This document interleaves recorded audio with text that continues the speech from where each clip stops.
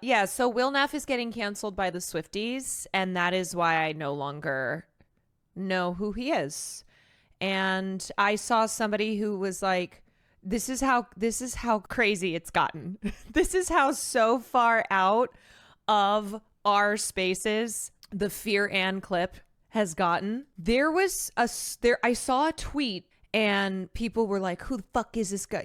Who is this misogynist? And somebody dug up my tweets from when I was tweeting about Kayla Nicole, who's Travis Kelce's ex-girlfriend, who was a fucking bitch when she came into the clubs to myself and other service workers. And they went, oh, he used to date, or he's dating Caroline Kwan, which they spelled my name with a K, like I'm a Kardashian. Caroline with a K. And they had the tweets, they're like, this is her. And they're like, oh my God, someone needs to free these divas. The divas being me and Cutie. So here's what I'm weighing.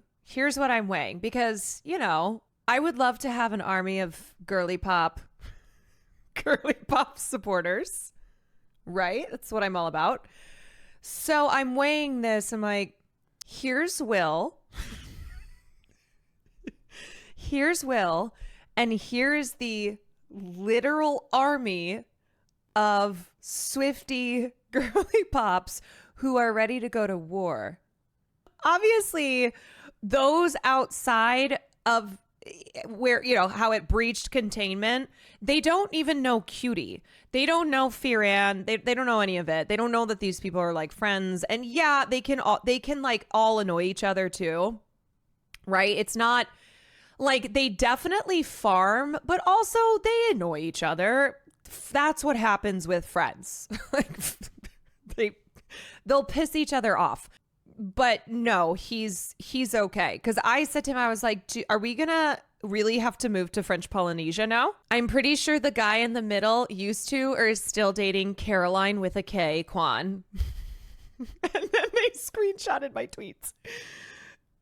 One of these women is downright mean girl nasty to bottle servers. Hint, she doesn't have 12 Grammys. This is the clip, by the way. Hold on, I have to turn this shit fucking down because my ears are blasting. Did you shit yourself? Did you shit in your little pretty pants, you stupid little bitch that loves Taylor Swift? Did you drink your pumpkin spice latte and kick your stupid little Ugg boots in the air, you dumb little fucking cunt? Is that what you say to me?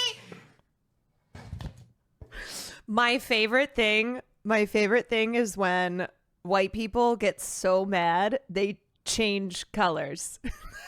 She got so red in the face. Also, Will. I don't like talking about Taylor Swift with you guys. I'm not even kidding. I don't like it. I don't enjoy it. You know what? We asked you about the biggest news in America, which is her engagement. You guys are infuriating. So it's not like, oh, how exciting! What flowers is she gonna have? Guys. You're like, oh my God, Kitty, did you shit yourself? Did you shit in your little pretty pants? You stupid little bitch that loves Taylor Swift. Did you drink your pumpkin spice latte and kick your stupid little Ugg boots in the air? You dumb little fucking cunt. Is that what you say to me? What do you do with That I need that as a copy pasta.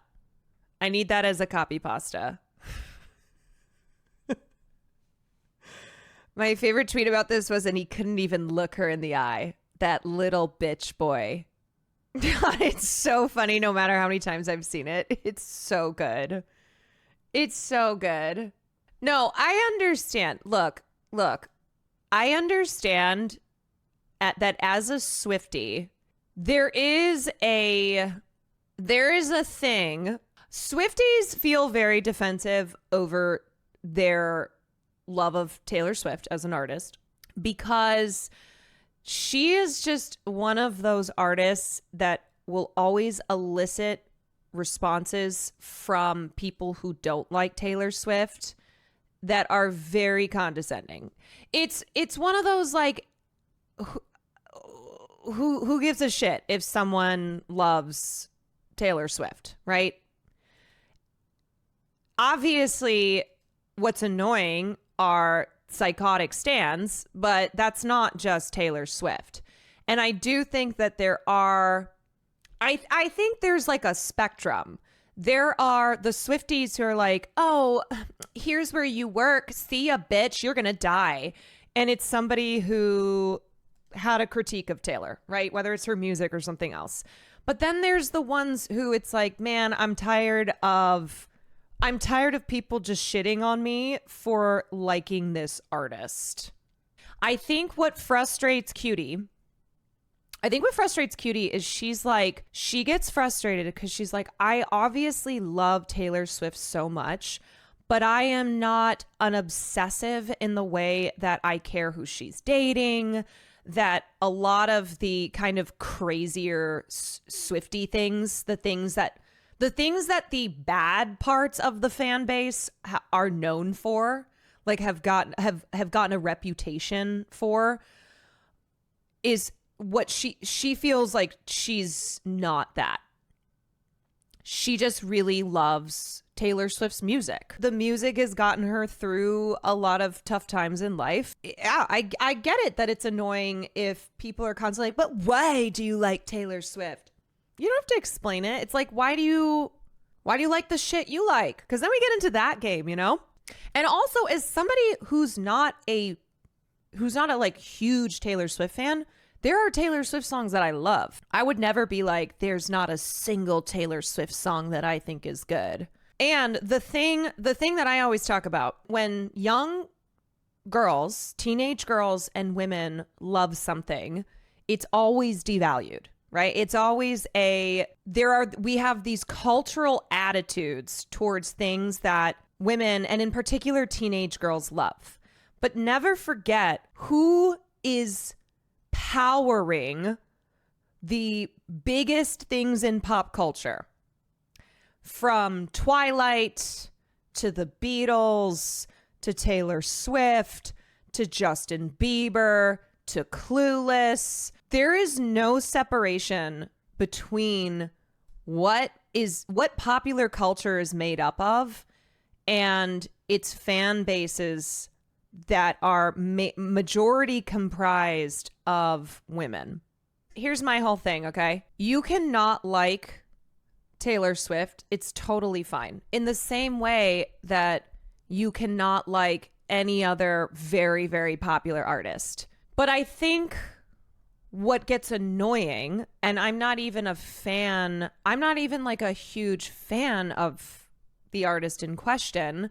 I think what gets annoying is when it becomes an excuse to just shit on women. And it's like, man, let them love Taylor Swift's music in the same way that you probably love stuff that you probably love something that's really popular too. And we can get into playing this game. The billionaire thing sort of gets to me. I'm separate from that, right? Because then the same thing goes for pretty much every major artist at the level of Taylor Swift is extremely rich. Like, I'm not saying every single one is a billionaire, but I think you can have an issue with billionaires, which includes all billionaires, but separate that from like people loving the music of an artist that is very popular. I'm only concerned with how much adult women make Taylor Swift their personalities. I don't care who loves who or doesn't, but identifying so heavily and so frequently with someone you don't even know is not healthy. I mean, I think that goes for not just Taylor Swift fans though, but I feel like the point I'm trying to make is it does seem often that it's always just about Taylor Swift. And just as a culture, we do this. We do this with celebrities. We make products our personality, right? So it's not just Taylor Swift fans who make Taylor Swift their whole personality is what I'm trying to point out. So I get that. I get being like, hey, I don't think it's good to be obsessed with anything to a point that it becomes your identity. And I think with music, with artists in particular, this is kind of a common occurrence where that it does become people's identities. But it's not just about Taylor Swift. And for the record, I don't put Cutie in that category. Right. And I think ultimately, I think that's what she gets frustrated over is like, yeah, I love Taylor Swift. I do. But I feel as if I'm not allowed to. And like she is definitely a huge fan, obviously. But she's like, I don't make my entire life and my entire personality around this artist. I really do love her. I've named my dog after her. Like she's a big, you know, was a big part of my my teenage years and now into my adult years. I don't know. I just am like, yeah, I think obsessiveness can be unhealthy. Okay. In general, I think making consumption your whole being, your whole identity is not good, but we do this with so many things. Like there's a lot of people who do this. I think it's a lot more common now than it was even a few years back. I agree. And I think this is a whole conversation. You know what I mean? I think this is a whole ass conversation around how more and more it feels like we are forming our identities, our entire personhood around consumption. That it's almost like in the same way that celebrities form brands, that everyone's a brand. It's like, oh, what's your brand? Oh, I love my Stanley cups and I love Nicki Minaj. That's my whole brand. That trend accelerated during the COVID lockdowns, which makes sense. I mean, truly, how much COVID altered public and private life is still not fully understood. We still do not fully understand how drastically COVID changed things. People are in search of community, and as we have become more isolated, I think too, the communities can become more toxic when you are bonding through a shared love of a shared obsession with something. That's why it's like, okay, if we want to come at Swifties for this stuff, then we need to open this whole ass conversation up.